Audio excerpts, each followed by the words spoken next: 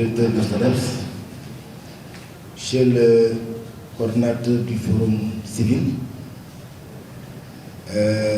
chers organisateurs de cette très belle journée, les forces vives de Kolda, Monsieur le chargé de mission à la présidence, Monsieur le représentant de la coordination de PASTEF Kolda, chers invités, Mani en tout cas pour participer à cette journée de redevabilité. Je pense qu'avant d'entrer dans le vif du sujet, si vous me le permettez, je vais un peu expliquer un contexte qui me paraît important. Parce que l'honorable député de Marissagna l'a dit tantôt, Kolda, en tout cas au niveau départemental, a investi 2 députés. Donc si aujourd'hui Kolda se trouve avec 3 députés, pour moi c'est important d'éclaircir le contexte. Alors, dans l'état civil, c'est Babacar Maron, mais beaucoup de Kolda m'appellent Mbaye Maron.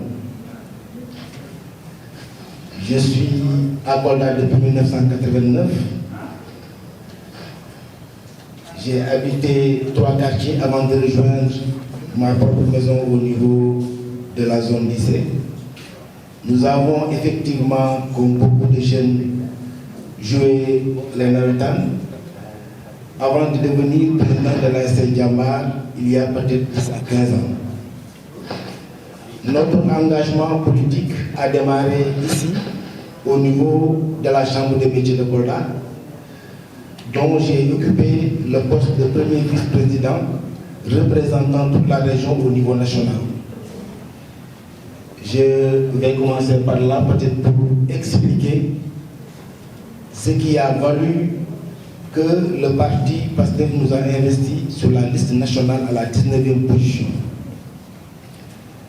En 2017, j'ai participé à l'élaboration du projet Jotna en ce qui concerne le volet artisanat.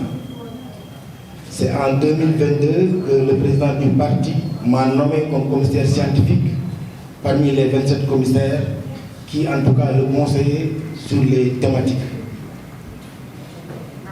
Comme Dieu fait bien les choses, en 2023, le 12 février, j'ai convaincu le parti à mettre en place un mouvement national spécialement dédié aux artisans. Parce que pour moi, c'était une injustice de voir au sein de nos partis politiques des mouvements de cadres, des mouvements de jeunes, des mouvements de femmes, des mouvements d'enseignants, alors que je considérais que les artisans, en tout cas, vu le nombre qui se trouve dans notre pays, on ne pouvait pas, à mon avis, continuer à faire la politique sans que ces souches-là ne puissent pas prendre en compte au niveau des politiques de notre nation. J'ai été installé par l'actuel président de la République le 12 février, ce qui m'a fait membre du bureau politique de PASTEF depuis cette date.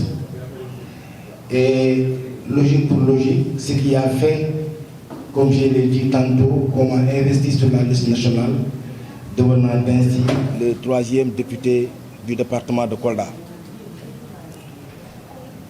Je pense que l'honorable député Ndeye Marissagna a fait en tout cas une exposé. Je peux ne pas prendre la parole parce qu'il y a une seule Assemblée nationale et d'habitude tout ce qu'on fait au niveau de la domestique, nous le faisons ensemble, d'autant plus que nous sommes dans un même groupe parlementaire. Je vais peut-être revenir sur quelques présentations de rapport d'activité. Alors, par rapport à la participation aux travaux législatifs de l'Assemblée nationale, en ce qui concerne les sessions parlementaires, nous avons participé pratiquement à toutes les sessions, que ce soit les sessions ordinaires et extraordinaires de 2024 à 2025.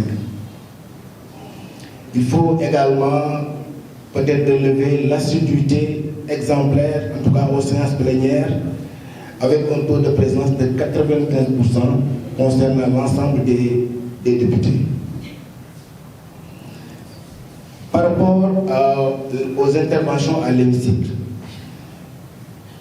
Les prises de parole régulières sur les textes majeurs examinés avec des contributions substantielles, peut-être j'y reviendrai plus tard, par rapport également à l'initiative législative, ce qu'on peut appeler des propositions de loi.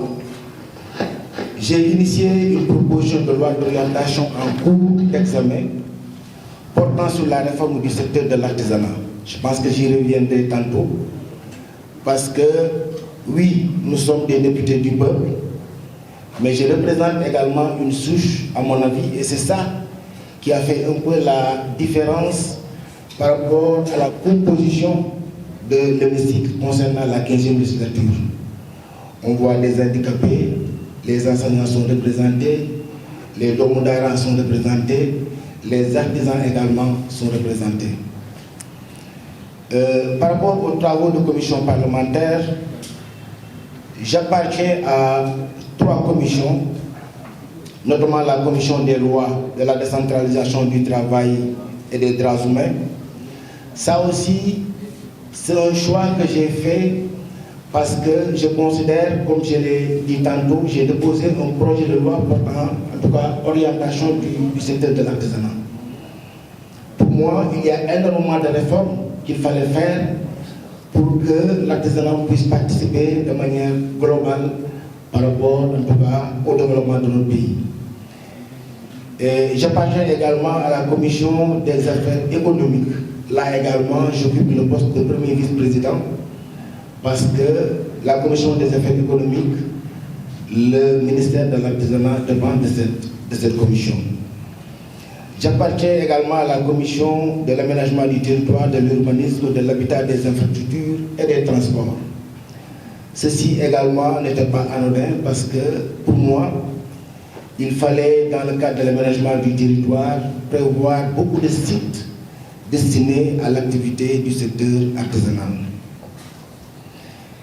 Par rapport au texte examiné en commission, je pense que l'honorable Ndeye Marie est revenu largement là-dessus.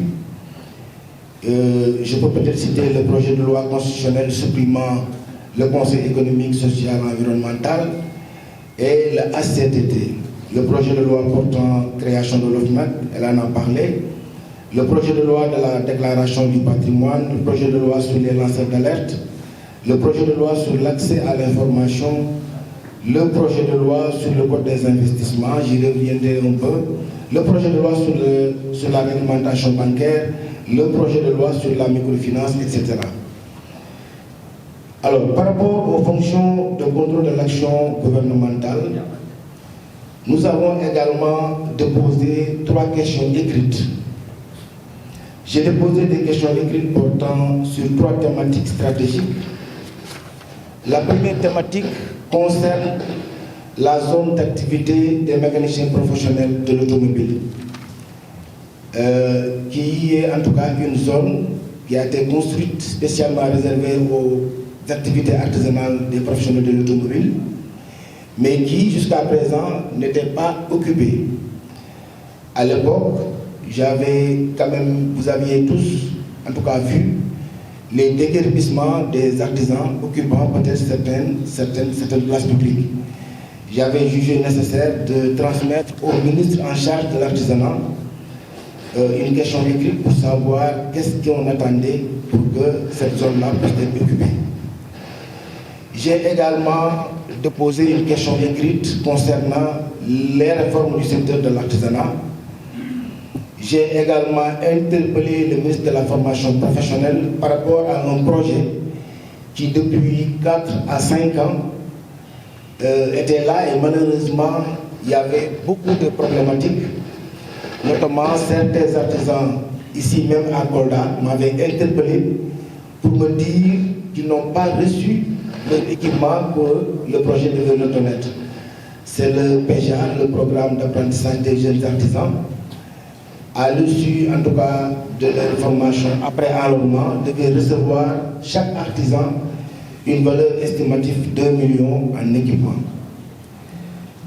Alors, par rapport aux missions de contrôle de terrain, nous avons effectué des visites au niveau des marchés effectivement pour voir est-ce que réellement les commerçants sont en train d'appliquer les prix. C'était juste après, en tout cas, la baisse de certains denrées de première nécessité, notamment le riz, le sucre, l'huile. En tant que commission des affaires économiques, nous avions jugé nécessaire d'aller sur le terrain pour voir effectivement est-ce que ces commerçants-là sont en train d'appliquer les prix. Nous avons également effectué une visite au niveau de l'Agence pour la promotion et le développement de l'artisanat, au niveau de l'Institut de la transformation alimentaire, qui fait en tout cas partie du ministère de l'Industrie, parce que la difficulté que nos braves femmes transformatrices ont, c'est-à-dire c'est la problématique d'obtention du franc. Et malheureusement, quand vous faites de la transformation et que vous n'avez pas de code franc, il serait très difficile de pouvoir vendre vos produits au niveau de certaines surfaces. Il fallait se déplacer, voir de nos propres yeux, discuter avec les directeurs pour voir effectivement les problématiques. Je pense même lors de la loi des finances initiale, nous avons interpellé le ministre par rapport à cette problématique-là parce que il est inadmissible qu'on, en tout cas, sort cet institut par rapport à ceux qui doivent travailler à valider un produit pour qu'elles puissent en tout cas avoir, le code franc. Nous avons également effectué une visite et séance de travail au niveau de la SICAP. Nous avons également effectué une visite au niveau de la SNHLM parce que l'objectif c'était surtout de convaincre le directeur général de la SNHLM à pouvoir décentraliser ses activités. Kolda, nous avons ici des HLM, mais je pense que ça date de très longtemps. Et malheureusement, toutes les nouvelles politiques publiques sont toujours concentrées à Dakar, oubliant que le Sénégal, en tout cas, c'est 14 régions. Nous avons fait ce plaidoyer là avec le directeur général de la SNHLM. Nous avons également fait une visite et séance de travail avec les responsables du Fonds de développement de la microfinance islamique qui aujourd'hui a remplacé la promise par décret et il fallait peut-être discuter avec la direction pour voir les opportunités qu'on peut avoir pour le financement de nos jeunes et de nos femmes. Par rapport à la présentation et plaidoyer pour le département de Kolda, en tout cas pour ce qui est l'exercice de 2025, nous n'avions pas pu peut-être ensemble travailler sur les problématiques. Je pense que ça sera l'occasion et je salue d'ailleurs cette journée des projets de budget locaux. La participation citoyenne éclairée. Concernant la loi portant code des investissements, l'objectif stratégique est surtout l'amélioration du climat des affaires au Sénégal. L'incitation fiscale et douanière pour attirer les investisseurs, la simplification des procédures administratives, la protection des investissements nationaux et étrangers. Il faut également noter que le code des investissements était plafonné, en tout cas l'investissement était plafonné à 100 millions. Mais le nouveau code l'a rabaissé jusqu'à 15 millions, permettant aux TPE, aux tout petites entreprises, de pouvoir investir et de bénéficier à ce nouveau code-là.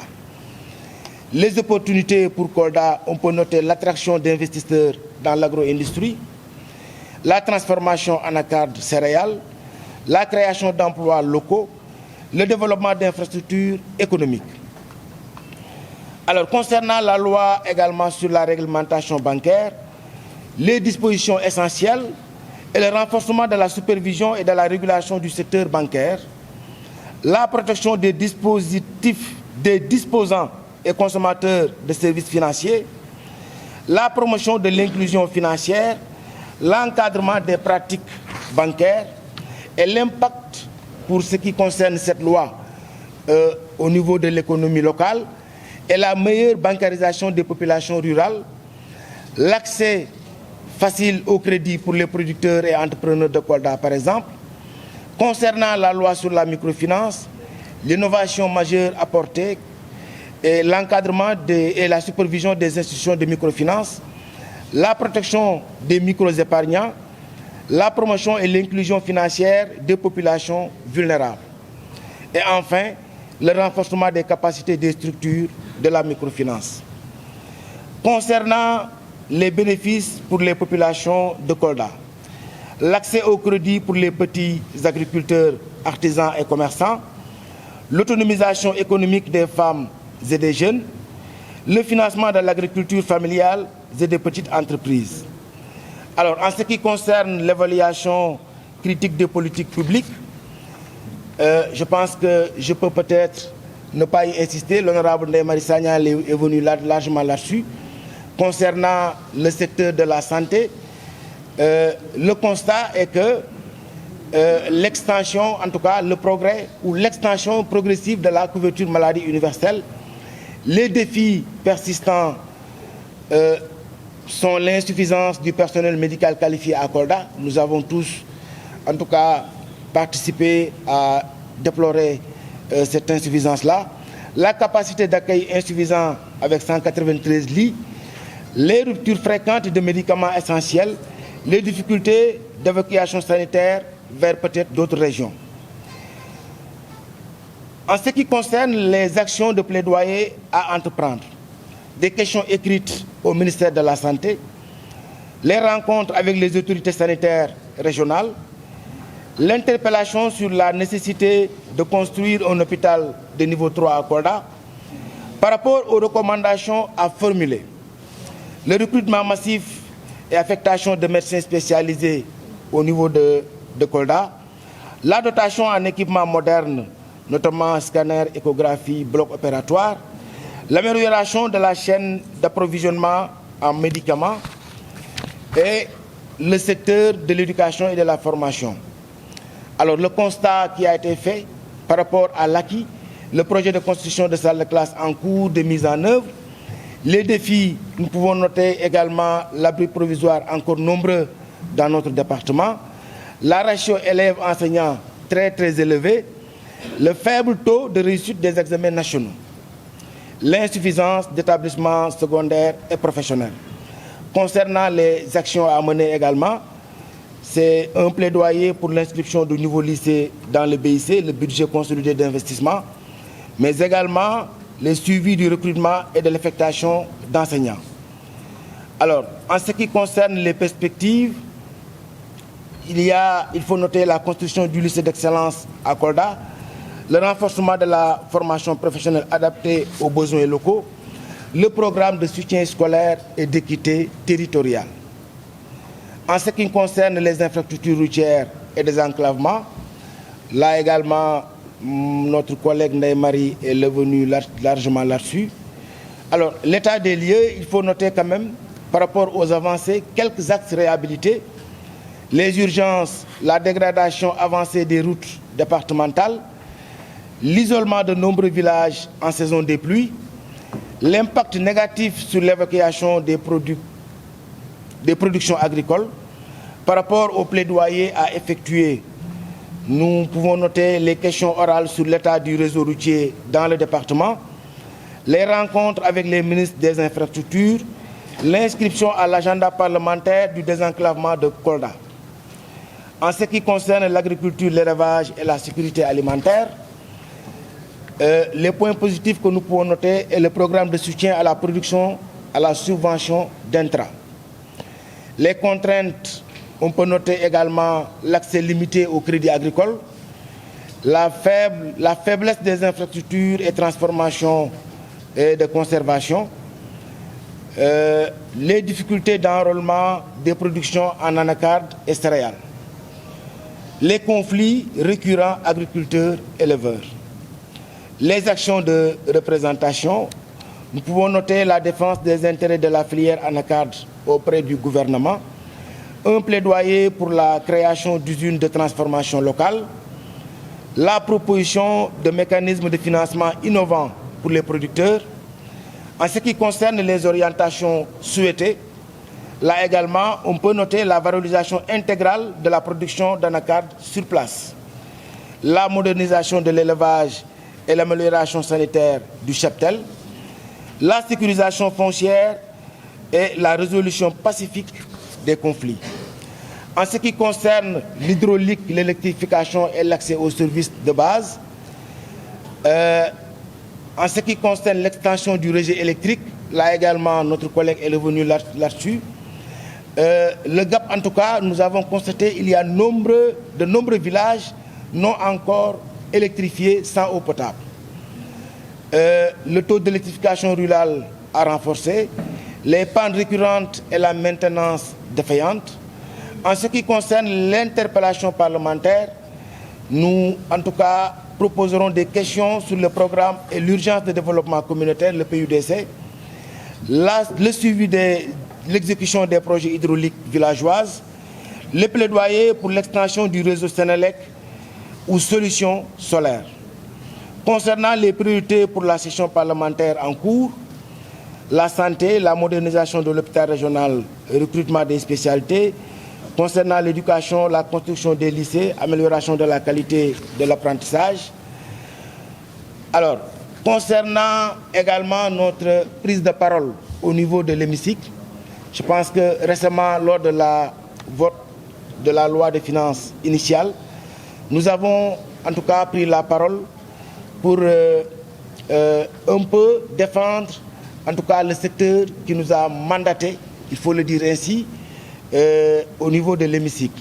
Lors de la présentation du ministère de la Culture, de l'Artisanat et du Tourisme, nous avons en tout cas plaidé pour les réformes profondes des infrastructures, des structures d'encadrement du secteur de l'artisanat, notamment l'Agence pour la promotion et le développement de l'artisanat, le projet immobilier national dont le coordonnateur est un Coldois, qui actuellement, ce projet a été mis en place en 2004 pour accompagner les artisans par rapport à l'accès à la commande publique. Mais vu la configuration de cette structure, il nous semble important de le réformer pour en tout cas puisse capter l'ensemble de la commande publique et pour mieux décentraliser cette commande-là au bénéfice des artisans. Alors, nous avons également pris la parole lors de la venue du ministre de l'Éducation nationale parce que il faut également noter qu'au Sénégal, souvent, les appels d'offres sont lancés à Dakar. Alors, peu d'entreprises locaux, en tout cas, ont la chance d'y bénéficier. Et pour moi, il fallait quand même décentraliser cette commande publique-là pour permettre aux entrepreneurs locaux de pouvoir bénéficier à cette commande publique-là. Je pense ici à Kolda, on a vu des R+2, R+3, R+4, à n'en plus finir. Et ce sont ces entreprises locaux qui réalisent ces infrastructures-là. Alors pourquoi si l'État doit en tout cas faire des commandes, qu'il le lance à Dakar, qu'il le donne à Dakar et que ce dernier puisse venir ici pour réaliser? Nous pensons que c'était une injustice qu'il fallait réparer. Il y a également un dispositif du Code communautaire de l'UEMOA qui prévoit à ce que 15% de la commande publique puisse revenir aux acteurs de l'artisanat. Ça aussi, le Sénégal ne l'a jamais adopté et nous pensons que par rapport à la rupture que nous avons en tout cas prônée, il fallait que le gouvernement puisse effectivement prendre ces dispositions-là au sérieux et d'octroyer 15% de cette commande publique au secteur de l'artisanat.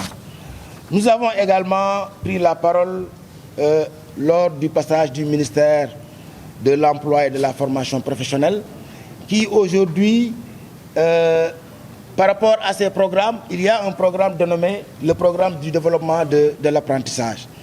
Mon premier problème, c'est que cet apprentissage-là concerne 3000 maîtres artisans sur le territoire national et 15 000 apprenants. Alors pourquoi ce programme aussi important soit logé au niveau du ministère de la Formation professionnelle?